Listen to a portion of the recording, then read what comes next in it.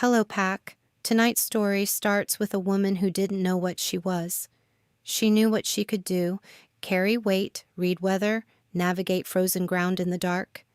But the word for what she was had been kept from her like a secret someone else decided she didn't need. The territory she crossed into that night had been closed to outsiders for 11 years. And the wolf she found in the ice, the one she spent 2 hours pulling toward air, had been its alpha for 6 of them. A man who hadn't let anyone close enough to touch him since the year he stopped letting himself feel things. She came to cross the border. She had no idea she was already written into it. Let's begin. The storm came from the north, the way storms always did in that part of the world. Without apology, without warning, just the sudden drop in pressure that made the air feel dense and wrong, and the particular quality of silence that preceded it. The kind of silence that wasn't peaceful but held its breath. Mara had been walking for 3 hours by the time it hit. Her pack adjusted high across her shoulders, her breath visible in short, controlled bursts. She was crossing the Vale border because the southern route was flooded and the eastern pass was watched, and the northern crossing through Vale territory was technically illegal for an unaffiliated wolf, but also technically the only option left. She had done the math. She kept walking. She found him 20 minutes into the storm. The ice on the river had cracked sometime in the last day. She could see where it had given way. The jagged black edge of open water, the churned slush around the break. And in it, caught between 2 submerged branches that had snagged against the bank, a wolf. Gray, enormous. Still breathing, which she registered with a kind of practical relief before she registered anything else. His head was above water by maybe 4 inches. His back legs were caught below the surface. He had been there long enough that the ice had begun to reform around his shoulders. She didn't think about it. Thinking would have taken time she didn't have.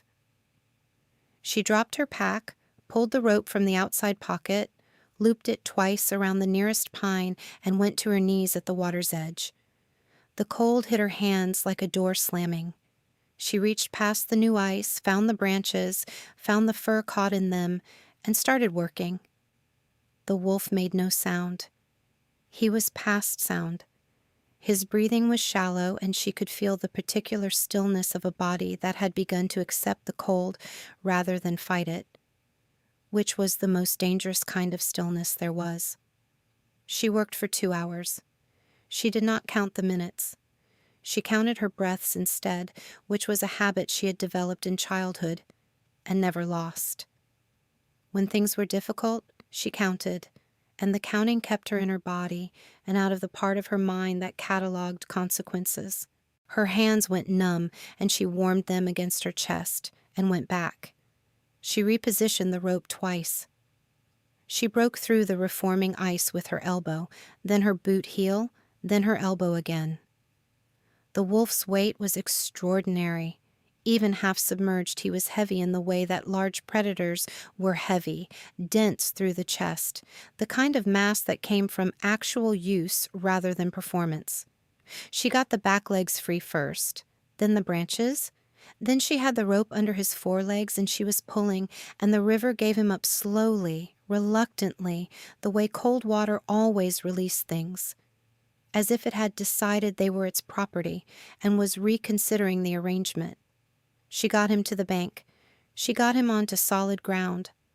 She built a fire with hands she could barely feel, using the dry wood from the bottom of her pack that she kept wrapped in oilcloth for exactly this kind of situation. The fire caught on the 3rd attempt. She pulled the wolf close to it, which required repositioning him twice because he was still dead weight, and she covered him with the emergency blanket from her pack, and then she sat beside him in the snow and breathed. The storm moved through, the way storms did when they were finished with you.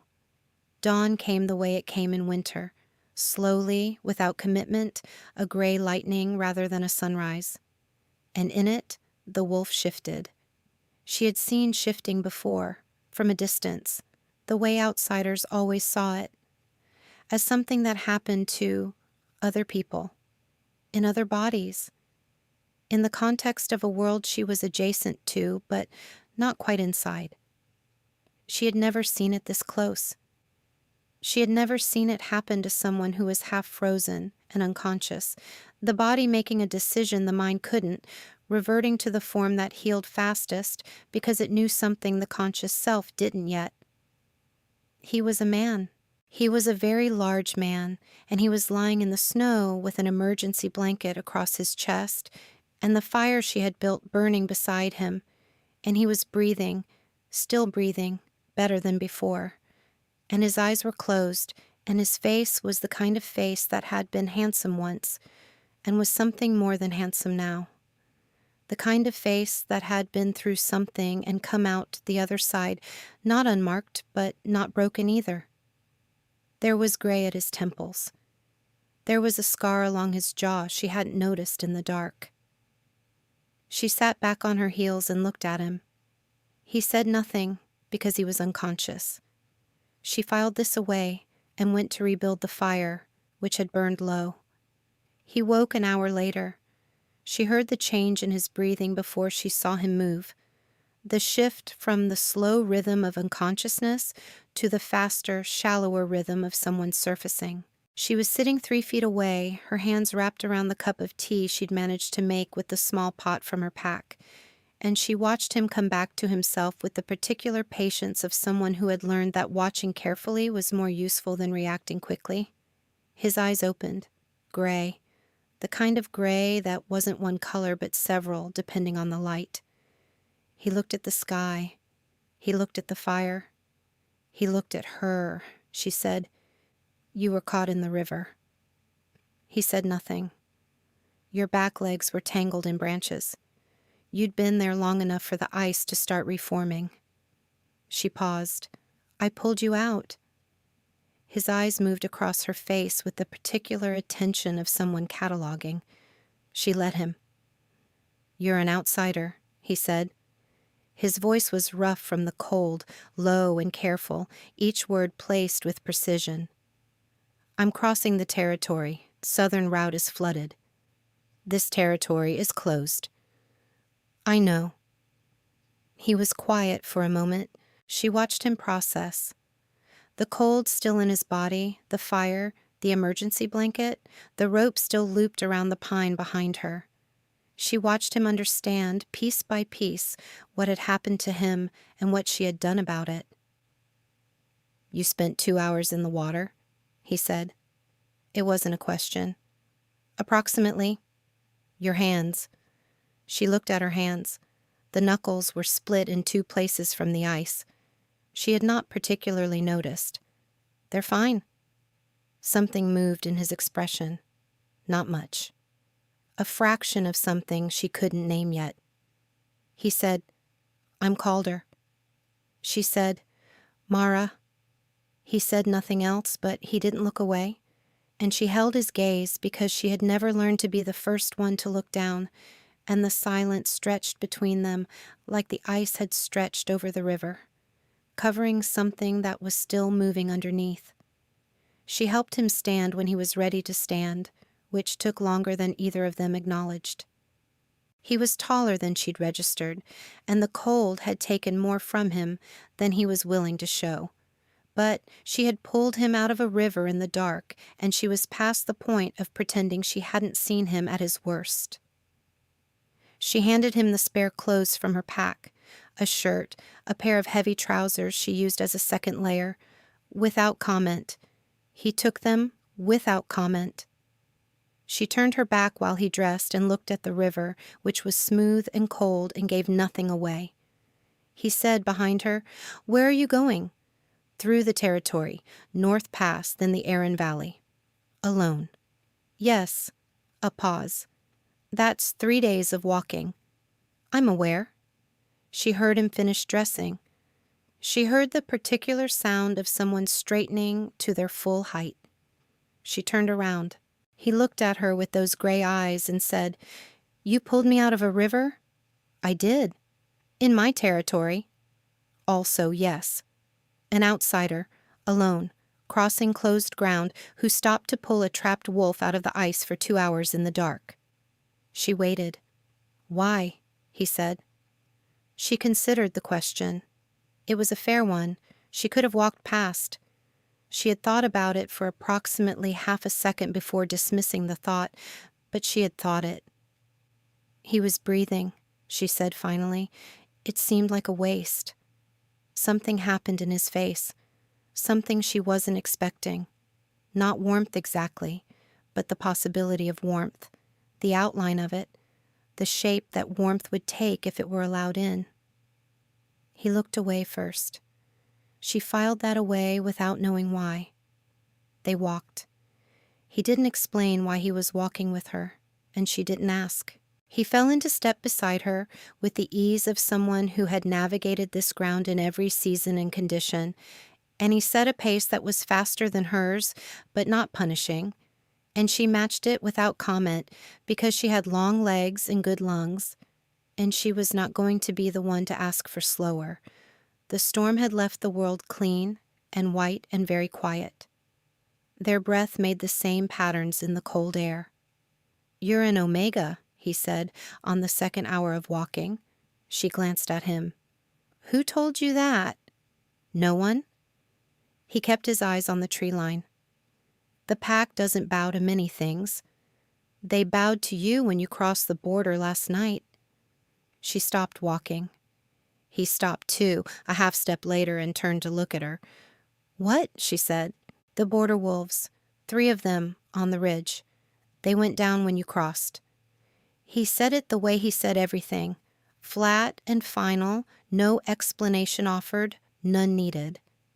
"They don't do that for outsiders." She was quiet for a moment. She had not seen the border wolves. She had not seen anything except the storm and the ground in front of her feet. "I've never—" She stopped. Started again. "No one has ever told me I was an omega." He said it plainly. The kind the old texts describe, not a rank, a function, a center of gravity. He paused. "It's rare?" She stood in the snow and felt something move through her that she didn't have a name for. Not quite recognition, not quite shock, something in between. The kind of feeling that arrived when something you had always half known was finally said aloud by someone else, making it real in a way your private knowledge of it never had. She started walking again. He walked with her. "You knew," she said after a while, "when you woke up." "I knew when you crossed the border," he said. "I felt it through the pack bond." A pause. "I was already in the river by then." She looked at him sidelong. "You felt me cross your border from inside a frozen river?" "Yes." "And you didn't mention this earlier." "I was unconscious earlier." She made a sound that wasn't quite a laugh. He glanced at her, and she caught the edge of something in his face. Not quite a smile, but the place a smile might have been if he'd been someone who allowed them more often. They made camp that night in the shelter of a rock outcropping she would not have found without him. He built a fire with a speed and efficiency that made her own fire building look labored, and she watched his hands move and thought about the way he'd looked when he woke, the cataloging attention, the careful words, the particular quality of someone who had learned to take up exactly the space required and no more. "How long have you been alpha?" she said. 6 years. And before that, a pause. He looked at the fire. "I was the alpha's son. Then I was the alpha's heir. Then I was the alpha." He said it like a list of things that had happened to him rather than things he had chosen. "My father died in the winter 6 years ago. I'm sorry." "Don't be." He said it without heat. He was a good alpha. It was a good death. He paused. He would have hated the paperwork. She laughed. Properly this time. It surprised her. He looked at her when she laughed, and the expression on his face was the kind that people wore when they had forgotten something was possible and had just been reminded. She held his gaze for a moment. Then she looked at the fire, because some things needed to be approached carefully. On the second day, the scouts found them. She heard them before she saw them. The particular sound of wolves moving through snow, the pattern of paws that was different from deer, different from anything else. 3 of them appeared at the tree line, and they were in human form, and they were looking at Calder with an expression that mixed relief with something more complicated. The one in front, young, dark-haired, a scar above one eyebrow, said, "Alpha, we've been searching since yesterday morning." Calder said, "I know." The council, "I know." The scout's eyes moved to Mara. He went very still. She watched it happen. The particular stillness of involuntary recognition, the kind the body produced before the mind caught up. He didn't bow. He was fighting it. She could see that, the effort of a wolf who had been told this was an outsider and couldn't reconcile that with what his instincts were telling him. Calder said, "She pulled me out of the river. She's under my protection until she reaches the North Pass." The scout looked at his Alpha. Something passed between them that she couldn't read. Then the scout said, "Yes, Alpha," and that was the end of the discussion. They were escorted to the stronghold. She had not planned to see the stronghold. She had planned to cross the territory in 3 days and leave it behind her, a place she'd passed through and not looked at too closely. But Calder walked beside her through the gates as if her presence was unremarkable, and the pack moved around them with the particular awareness of wolves who knew something significant was happening and were trying to decide whether to acknowledge it. Then the courtyard happened. She was walking across the open ground toward the main hall when it moved through the pack like a wave. The bowing. Not the formal bow of hierarchy, not the calculated deference of politics, but the involuntary kind. The kind that moved through a group the way a shiver moved through a body, head after head, lowering in a ripple that spread outward from where she walked. Wolves who were carrying things set them down. Wolves who were in conversation stopped. A child near the well went to her knees with an expression of pure wonder, and an older woman beside her, grandmother perhaps, or elder, closed her eyes as if something she had waited a long time for had finally arrived. Mara stopped walking. Calder stopped beside her. She said very quietly, "This is what you meant." "Yes," he said.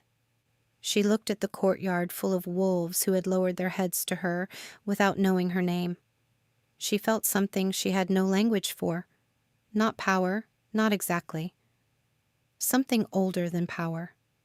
Something that felt less like being recognized and more like being remembered, as if she were something that had been missing from a sentence for a long time and had finally been put back in its right place.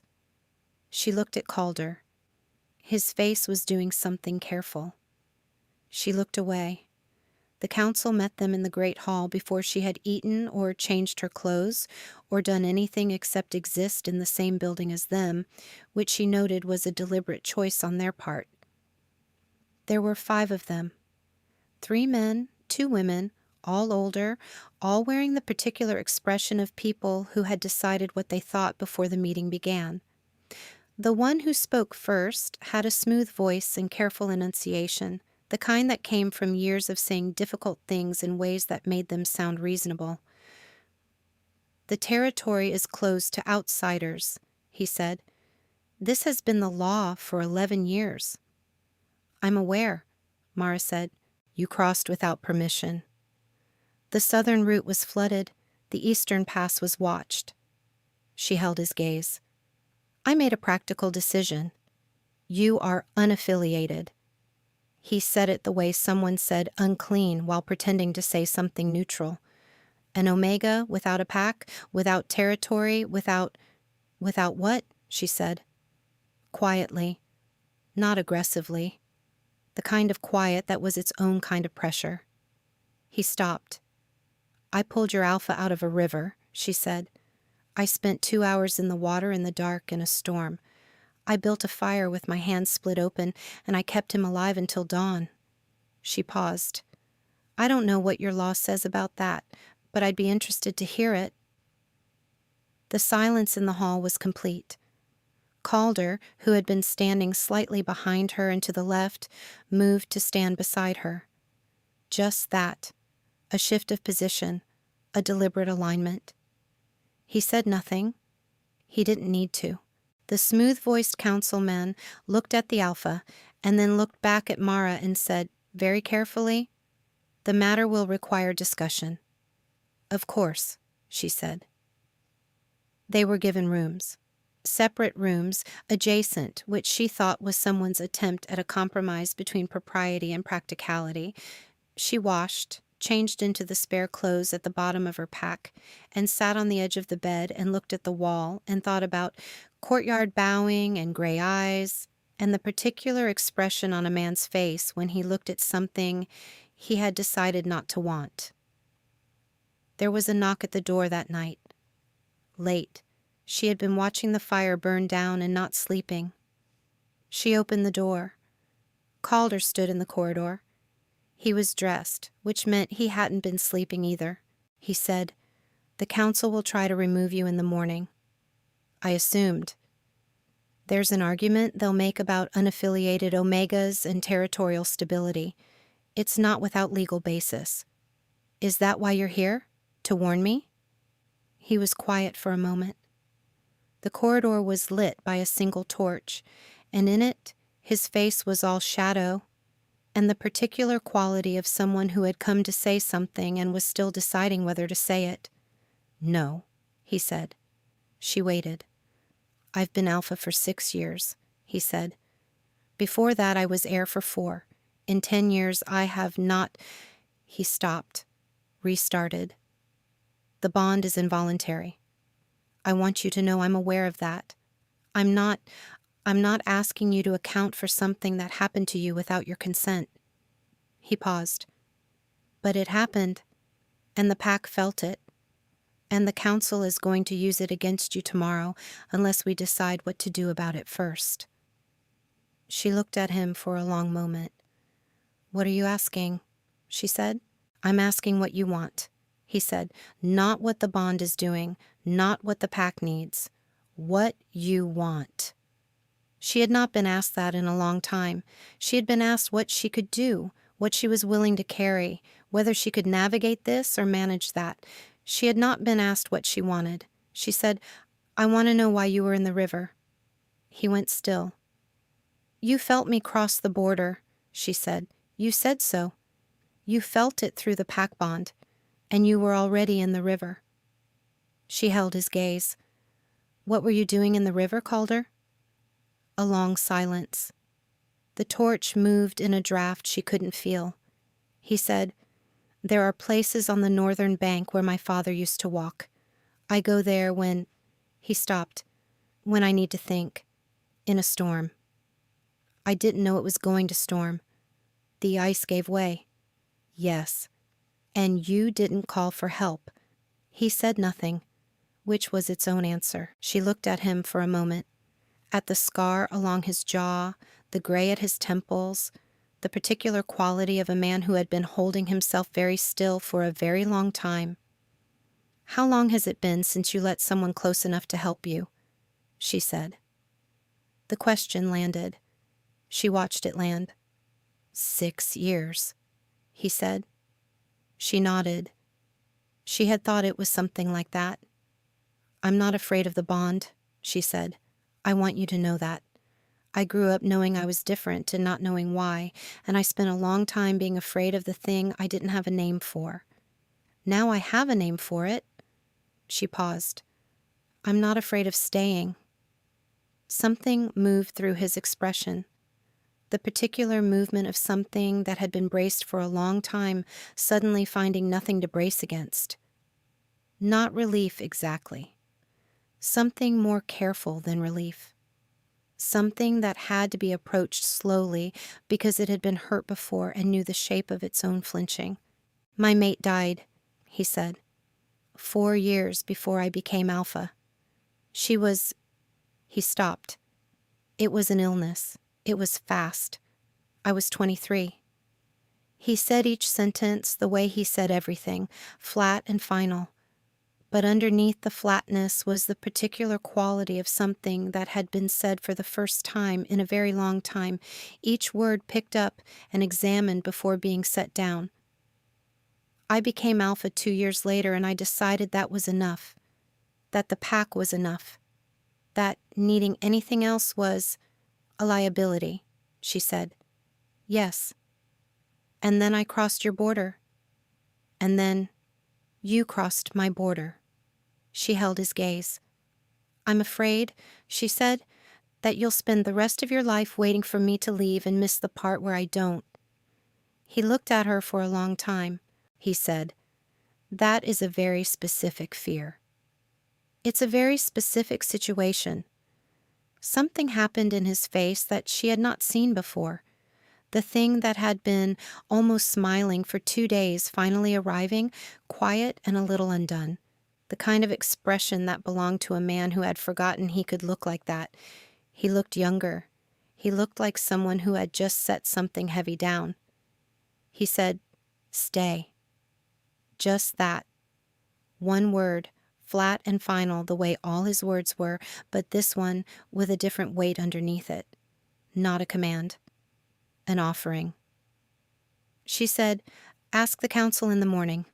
He almost smiled again. They'll object. I know. She held his gaze. Ask them anyway. The council met at dawn. Frost on the stone, the great hall lit by torches that made the shadows move, 5 faces arranged in the particular configuration of people who had spent the night preparing arguments. Calder stood at the head of the table. Mara stood beside him, which was not where she had been yesterday, and which everyone in the room noticed. The smooth-voiced councilman began with the law. Unaffiliated omegas, territorial stability, precedent. He was thorough. She gave him that. He had done his work. When he finished, Calder said, the bond is already formed. A silence. The pack recognized her in the courtyard yesterday, he said. You were there. You saw it. He looked at each of them in turn, unhurried. The bond doesn't require your approval to exist. What requires your approval is whether we name it formally or whether we allow it to decay unnamed. He paused. An unnamed bond in a territory this size will cause instability for months. The pack has already begun to orient toward her. You know what happens when that process is interrupted. The council knew. She could see them knowing it, the calculation running behind their careful faces. The smooth-voiced man said, this is very sudden. She pulled me out of a river, Calder said, in the dark, in a storm, alone with her hands split open, for 2 hours. He said it the way he said everything. The bond was not sudden, the acknowledgement of it is. Another silence. The elder woman, the one who had not spoken yet, who had been watching Mara with the particular attention of someone reading something carefully, said, what does the Omega say? They all looked at Mara. She said, I say that I crossed your border because it was the only route available, and I found your Alpha in a river, and I pulled him out because leaving him there was not something I was capable of doing. She paused. I didn't come here to claim anything. I didn't come here for a bond or a territory or a pack. She looked at the elder woman. But I'm here. And the pack bowed. And your Alpha is asking me to stay. She let the silence sit for a moment. I don't think the law you're citing was written to address this situation. The elder woman looked at her for a long moment. Then she looked at Calder. Then she looked back at Mara. No, she said. It was not. The naming ceremony was 3 days later. Frost on the stone, the way it always was for formal occasions in that territory, as if the cold was a witness. The whole pack gathered in the courtyard, the same courtyard where they had bowed without being asked, and stood in the particular silence of wolves who understood that something was being made permanent. Calder stood across from her. He was dressed formally, which meant he looked like what he was. An alpha of 11 years standing, a man who had built something and kept it and carried it alone for a very long time. He looked at her with those gray eyes, and she held his gaze the way she always held it, without looking down, because she had never learned to be the first one to look away. He said the words, old words, the kind that had been said in that territory for generations, the kind that had been worn smooth by use into something that was simple and total and meant exactly what it said. He named the bond. He named her place in it. He spoke her name to his pack with the particular quality of someone saying a word they had been afraid to say and finding that the saying of it was survivable, more than survivable. She said her part, shorter. She had asked him the night before what was required, and he had told her, and she had practiced it once and then put it away, because she did not need to practice things she meant. When it was done, the pack exhaled. Collectively, all at once, the sound of a held breath released, the particular exhale of something that had been waiting to settle finally settling.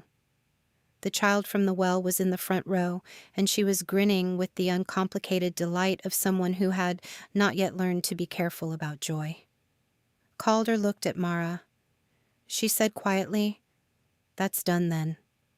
"That's done," he said. He offered his hand. Open. Not reaching, not commanding. Offered, palm up, the way something is offered when the offering is the point. She took it. That night they sat by the fire in the room that was now hers and also his, the fire burning well because he had built it, and he built fires the way he did everything, with complete attention and no wasted movement.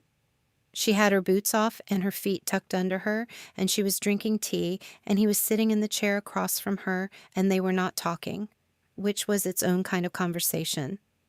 She said, "When did you know?" He looked up from the fire. "The bond," she said. "When did you feel it?" He was quiet for a moment. "Before you crossed the border," he said, "when the gate opened. I felt the pack shift, and I looked north, and I knew something was coming that was going to change things." He paused. "I was already walking toward the river." She looked at him. "You walked toward the river?" "Yes." "When you felt me coming?" "Yes." "And then you fell through the ice." That part was not intentional. She made the sound that wasn't quite a laugh, and he looked at her with that expression, the one that had taken 2 days to arrive and now seemed to have decided to stay. And the fire burned between them, warm and steady. "When did you know?" he said. She thought about it honestly. "When you woke up," she said. "You looked at me and I thought, there you are?" She paused, like I'd been looking for something and hadn't known I was looking. He was quiet for a moment. Then he said, "I'm sorry it took me so long to ask you to stay. You asked on the second night. I should have asked sooner." She looked at him. "You were in a river. Before that, you were unconscious. Mara." "Calder." He held her gaze. She held his. The fire crackled. Outside, the pack moved through the night in the particular patterns of a territory that had found its equilibrium, the quiet, orderly sound of wolves who had been waiting for something to settle and had finally felt it settle. She said, "The fire's good." He said, "The fireplace is adequate."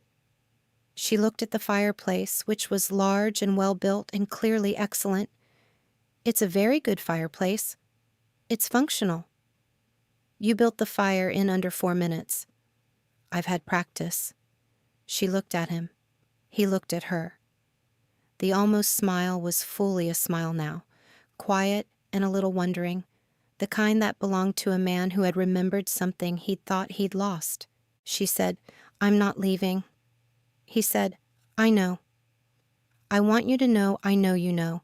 I want it to be said." It's said. Good.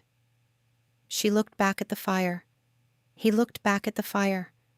The warmth of it reached them both, and the room was quiet, and outside the frost lay on the stone of a territory that had spent 11 years closed and had opened. Finally, for a woman who crossed its border in a storm and pulled its alpha out of the ice because leaving him there was not something she was capable of doing. She had no idea she was already written into it. She knew now. Pack, a king who spent 6 years building walls high enough that no one could reach him, and an Omega who didn't know what she was until a frozen river made the introduction. She pulled him out with her hands split open. He named her before his entire pack.